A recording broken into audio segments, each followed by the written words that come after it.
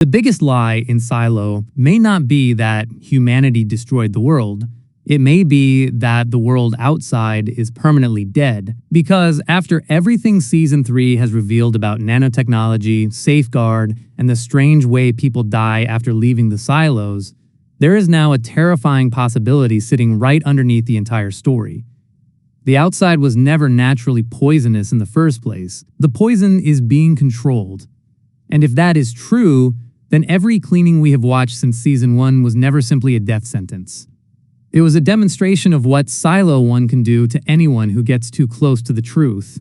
Episode 8 finally confirms that nanotechnology was one of the catastrophic threats that led Pierce Stenson and his allies to build the silos after the cloud that destroyed Charlotte's mission is revealed to have been a weaponized nanotech system. But the real shock isn't that nanobots nearly ended civilization.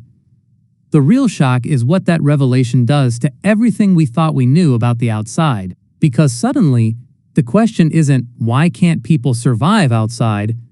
The question becomes, who decides when outside becomes deadly? And this is where Lucas Kyle's survival becomes one of the most important clues in the entire season. Lucas and Kennedy were sent outside because Juliet needed them to locate the Safeguard system, and after they were attacked, it looked like they were finished. Lucas was shot, their mission appeared compromised, and the algorithm had reason to believe they were dead, but they survived and eventually reached Silo 17. Now stop and think about what that means. Lucas had a damaged suit. If the atmosphere outside were simply saturated with an instantly lethal poison at all times, the bullet wound through his protection should have been enough to settle the question. Instead, he survives long enough to reach another silo. That doesn't prove the outside is completely safe, but it destroys the simple explanation we've been given for 3 seasons. And that's exactly what makes this theory so dangerous.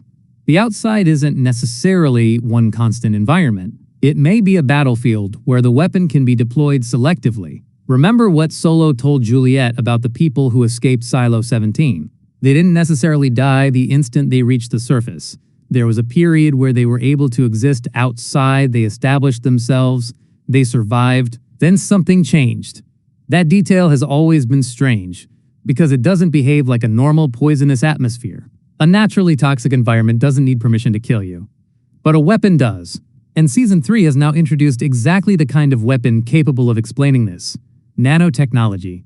The Season 3 reveal establishes that the cloud Charlotte encountered was an advanced nanotech weapon, with Stinson describing the possibility of technology capable of reducing humanity to, quote, gray goo. So what if the thing people call the poison isn't an atmospheric condition at all? What if it is a nanobot swarm capable of being released into a specific area, carried by wind, or activated when Silo 1 decides that a population has become a threat? That would completely change the meaning of the cleaning ritual. Think about how carefully the ritual is constructed.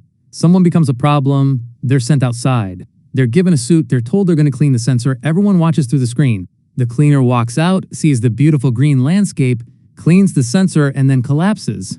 The residents inside see the body and conclude the same thing they have been taught their entire lives: the outside kills you. But what if the cleaning isn't really about cleaning anything? What if the ritual is a controlled experiment performed in front of an entire population? The cleaner walks outside, the system waits, the exposure happens, and the body falls. The residents don't need to know what killed the person. They only need to believe the environment did. And that brings us to the most disturbing possibility of all. The suit might not be designed primarily to protect the cleaner. It might be part of the delivery system. We have spent years assuming the suit is the only thing keeping someone alive outside. But Juliet's experience has repeatedly challenged that assumption. Her suit was compromised during her escape, and yet she didn't immediately die. Later, she managed to survive long enough to reach Silo 17. Season 3 has now made the outside mystery even stranger by showing Lucas surviving after his suit was damaged.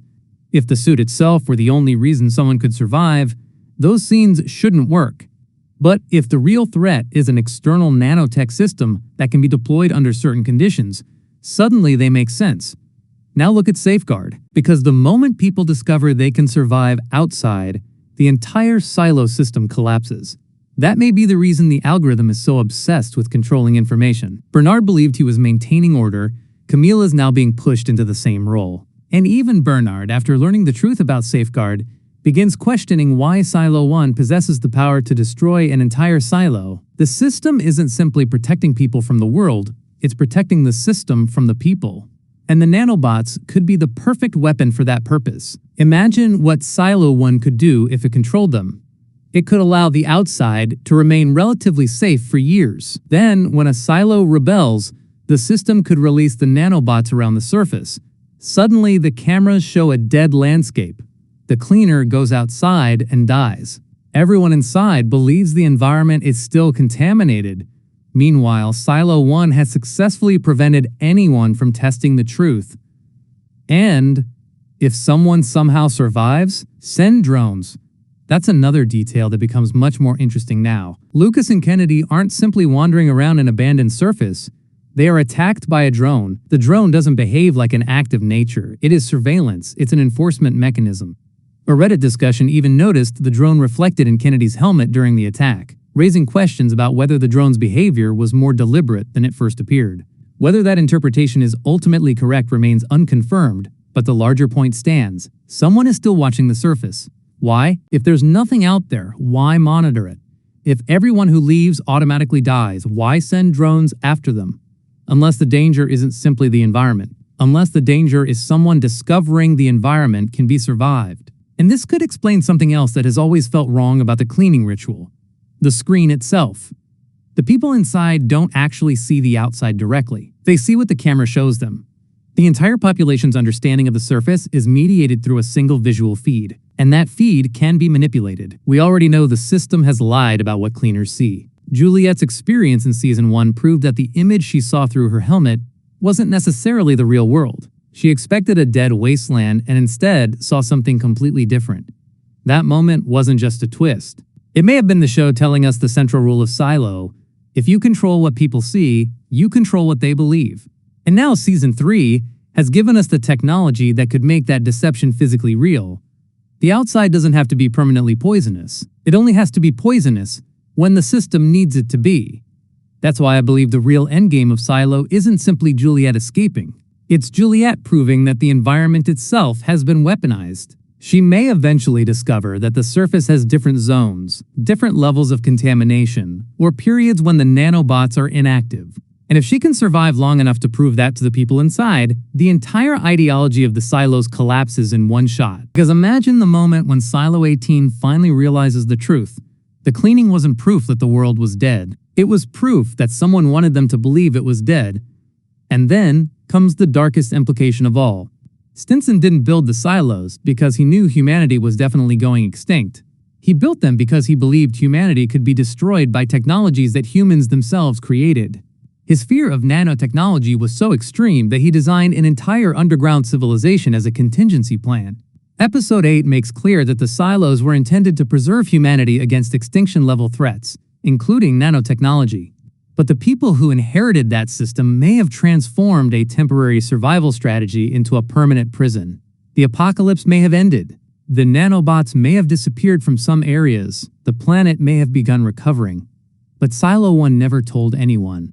Because once you've spent generations convincing people that the outside is death, you don't need walls anymore. Fear becomes the wall.